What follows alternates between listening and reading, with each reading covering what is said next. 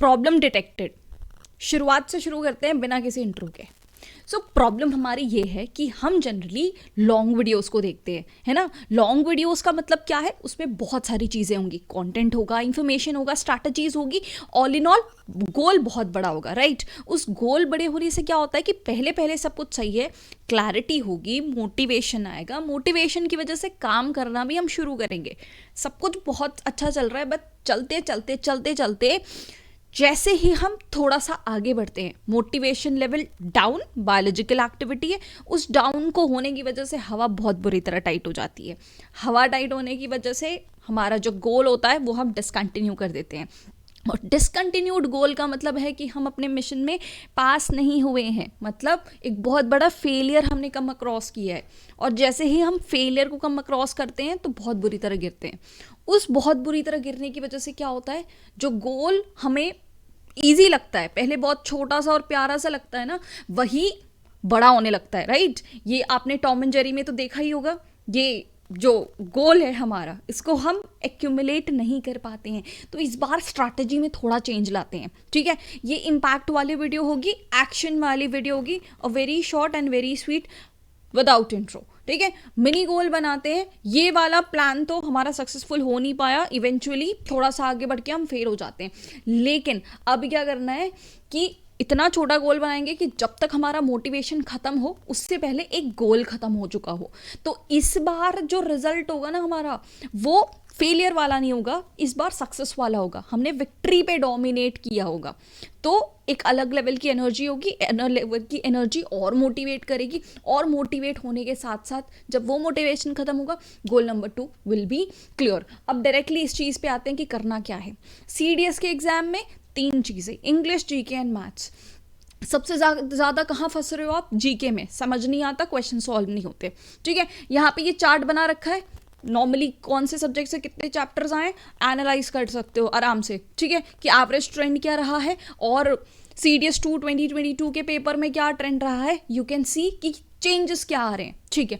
GK में सबसे scoring, सबसे ज़्यादा मार्क्स कहाँ से आते हैं? Science as a whole topic से, है ना। साइंस से सबसे ज़्यादा क्वेश्चन आते हैं, दैट इज़ आपके 30+ क्वेश्चंस पूछे जाते हैं साइंस में, दैट टू हमारे पास फिजिक्स, केमिस्ट्री एंड बायो है। अब इस 3 में से सिलेबस को कैसे शॉर्ट करें, कैसे करें, तो हमारे पास कुछ पैरामीटर्स हैं जिससे हम सब्जेक्ट को सेलेक्ट कर सकते हैं। सबसे ज़्यादा प्रिडिक्टेबल क्वेश्चंस, मतलब सबसे ज़्यादा अगर हम कहें मोस्ट इंपॉर्टेंट टॉपिक्स अगर हम नाम लेना चाहें और वहीं से क्वेश्चन आ सकते हैं, तो कौन से सब्जेक्ट से आ सकते हैं?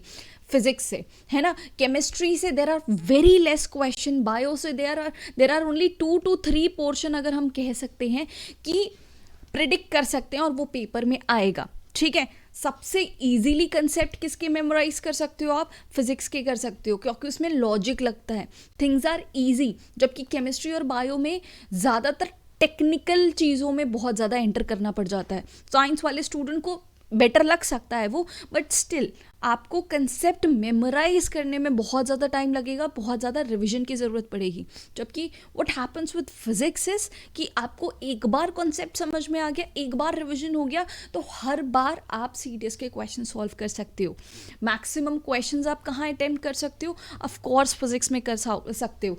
केमिस्ट्री एंड बायो में आप इतना ज़्यादा स्कोर नहीं कर पाओगे, और सबसे ज़्यादा अटेम्प्ट्स भी आप फिजिक्स में ही करोगे। तो I will tell you about physics. Physics में सबसे सिंपल सबसे स्मार्ट आपकी NCERTs होती है। कोई भी वीडियो से आप रिकमेंडेशन लो, कोई भी, मतलब जो भी वीडियो बनाते हैं, they itself have cleared the exams, right. जैसे मैंने CDS को 4 टाइम्स किया है, AFCAT को 4 टाइम्स किया है, तो एवरीवन सजेस्ट, लेकिन हर किसी के सजेशन में NCERT होती ही होती है।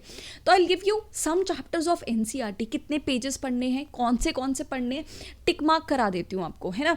ये कौन सी NCERTs है? क्लास 8, 9 और 10 से।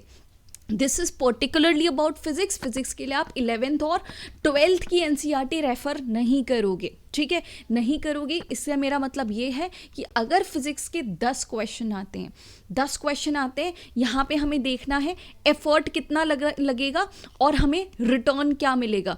ठीक है, अब ये रेशियो जिसका सबसे बढ़िया होगा हम वही चीज़ें करने वाले हैं। ठीक है, तो फॉर दिस 10 क्वेश्चंस अगर एक या दो क्वेश्चन 11-12 से आ भी जाते हैं तो it is not a fair deal. 11-12 की साइंस बहुत हायर लेवल की साइंस होती है, उसको हम नहीं छुएंगे, पर्टिकुलरली फिजिक्स के लिए तो बिल्कुल नहीं छुएंगे। ठीक है, better you leave 1 to 2 questions, better है। ठीक है, ऑब्वियसली आप 120 क्वेश्चन सीडीएस में नहीं करोगे, 50% का टारगेट रखो, but that should be very concrete, वो कहीं नहीं जाने चाहिए। ठीक है, एफर्ट कहाँ से मिलेगा अच्छा खासा? 8, 9 और 10 एनसीईआरटीज में रेफर करने के लिए आपको क्यों बोल रही हूँ? नंबर 1 फैक्टर इज सबसे इजी लैंग्वेज होता है, सबसे ज़्यादा इजी लैंग्वेज, और पेज नंबर ज़्यादा दिख सकते हैं but content is very less. आपको बहुत ज़्यादा स्पेशियस एनसीईआरटी दिखेगी, साइड साइड में ना स्पेसेस बहुत ज़्यादा होते हैं, तो पेज नंबर ज़्यादा हो सकते हैं लेकिन उतना कंटेंट नहीं है। इमेजेस जगह ले लेती हैं, स्पेसेस जगह ले लेते हैं, and it is easier to understand, और डायरेक्ट क्वेश्चंस भी देख सकते हो। ठीक है, तो एनसीईआरटीज, दिस इज आपकी 8th क्लास की एनसीईआरटी, 9th क्लास की एनसीईआरटी एंड 10th क्लास की एनसीईआरटी। इसका स्क्रीनशॉट ले लो, जो जो टॉपिक्स, जो चैप्टर्स, जैसे यहाँ पे फोर्स और प्रेशर, वैसे ये यहाँ पे पूरा चैप्टर दिया है, बट मैंने जब इसको पढ़ाया था टोटल एक स्लाइड में पढ़ाया था जहाँ से आपके सारे क्वेश्चंस निकल सकते हैं। सेम विद फ्रिक्शन, साउंड, ये एक एक प्रेजेंटेशन का टॉपिक है जिसको फटाफट से क्लियर हो सकते हैं। यहाँ पे इंडिविजुअल चैप्टर दिया हुआ है। ठीक है, तो ये चैप्टर्स आपको करने हैं, मैं आपको मिनी गोल दे रही हूँ। अब ये जो चैप्टर आप करोगे, टोटल नंबर ऑफ चैप्टर कितने, इन सबको गिना के it is 12 in number, 12 in number. Total number of pages आपको कितने पढ़ने हैं? 119। चलो 120 पेजेस लगा दो। 120 पेजेस आपको अगर देखने में बहुत बड़ा लग रहा है, इट इज़ नॉट। एनसीईआरटी है, बहुत इजी लैंग्वेज होगा, एंड दैट टू बहुत सारे स्पेसेस और इमेजेस के साथ आपको इंटरेस्ट आएगा। कलरफुल एनसीईआरटी आपको देखने को मिलेगी। टारगेट को पूरा कितनी देर में करना है? अगेन ये जो वीडियो है वो एक वीडियो नहीं होगा, ये वीडियो की सीरीज होगी। Once you are done with this particular goal, मैं आपको नेक्स्ट सब्जेक्ट का गोल दूंगी। आप कमेंट में लिख सकते हो कि नेक्स्ट कौन से सब्जेक्ट का गोल आपको चाहिए विद चैप्टर्स टिक्ड। ठीक है, ये आप 10 दिन में आराम से, बहुत आराम से कंप्लीट कर सकते हो। फिर 10 दिन में कंप्लीट करके करना क्या है? देखो, हमें कॉन्फिडेंस कब आता है? जब हमसे क्वेश्चन सॉल्व होते हैं। हम चाहे कितना भी एडवांस लेवल फिजिक्स या कोई भी सब्जेक्ट पढ़ ले, जब तक क्वेश्चन सॉल्व नहीं होते हमें कॉन्फिडेंस नहीं आता। ये 10 दिन आप इसमें दो, ये जो भी चैप्टर्स मैंने आपको बताए हैं उसमें दो। एनसीईआरटी खरीदने की भी ज़रूरत नहीं है, पीडीएफ मिल जाता है आराम से। ठीक है, अगर फिर भी नहीं मिल रहा है कमेंट में मेंशन कर सकते हो, मैं I will provide to you as soon as possible. फिर क्या करना है? फिर आपको प्रीवियस ईयर क्वेश्चंस लगाने हैं। ये डिफेंस मीनिया का टेलीग्राम चैनल है, आप सर्च आउट कर सकते हो। वहाँ पे ऑलरेडी मैंने आपको 5 साल के पेपर, मतलब 5 पेपर्स दे रखे हैं 2 से 3 साल के बीच के। इसको सॉल्व करो, सिर्फ फिजिक्स के क्वेश्चंस। फिर देखो 10 क्वेश्चन कैसे आराम से सॉल्व होते हैं। Out of 10 you can easily solve 8। ठीक है, फिर कॉन्फिडेंस आएगा, एक सब्जेक्ट क्लियर, और 10 दिन देंगे, एक मिनी गोल पकड़ेंगे, उस पर वर्क करेंगे। ठीक है, बहुत लोग को एनसीईआरटी भी बोरिंग लगता है कि कैसे सॉल्व करे। और एक और फैक्टर आता है यूपीएससी का, वो डायरेक्ट क्वेश्चन नहीं पूछता, वो एक मतलब सीधा कान नहीं पकड़ता, कान को उल्टा करके पकड़ता है। तो कंसेप्चुअल नॉलेज होना बहुत ज़्यादा इंपॉर्टेंट है। कंसेप्ट्स को एज इट इज़ रीड नहीं करना, उसको उलट पलट के भी देखना है। तो आप चाहो तो सीडीएस का ये रेफरेंस भी ले सकते हो फ्रॉम डिफेंस मीनिया, सीडीएस के स्टडी ग्रुप का। ये जो सारी चीज़ें हैं वो मैंने सारी की सारी लाइव पढ़ा रखी हैं। ठीक है, अब इसमें फ़ायदा ये होगा, देखो आप एनसीईआरटी पढ़ोगे, हो जाएगा, क्वेश्चन आराम से सॉल्व हो जाएंगे, बट अगेन ये यूपीएससी वाला जो फैक्टर है, कंसेप्ट को घुमा घुमा के पूछते हैं। तो मैंने आपको पहले से ही इसमें बता रखा है कि सीडीएस में क्वेश्चन कैसे आएंगे और आप उसको कैसे आंसर करोगे। फ़र्क कुछ नहीं है, यहाँ पे जो आपके डाउट्स आएंगे एनसीईआरटीज़ में, उसको सॉल्व होने में बहुत टाइम लगेगा। आप सर्च करोगे, गूगल करोगे, यूट्यूब वीडियोस देखोगे, और जबकि यहाँ पे आपके सारे डाउट रिजोल्यूशन आपको मैंने ऑलरेडी दे दिए होंगे। बहुत ज़्यादा फ़र्क नहीं पड़ेगा। यहाँ पे जैसे नंबर ऑफ डेज 10 है, तो इसको पढ़ने में आपको लगभग 1 हफ्ता 7 डेज लगेंगे, थोड़ा सा टाइम आपका बच जाएगा। और सीडीएस के पेपर देखने से भी पहले CDS की क्लैरिटी जल्दी मिल जाएगी, नथिंग एल्स। तो इसको आप देखोगे, ending this video right now, इसका टारगेट एक मिनी गोल प्रोवाइड करना ही था, एक मिनी गोल ऑफ 10 डेज।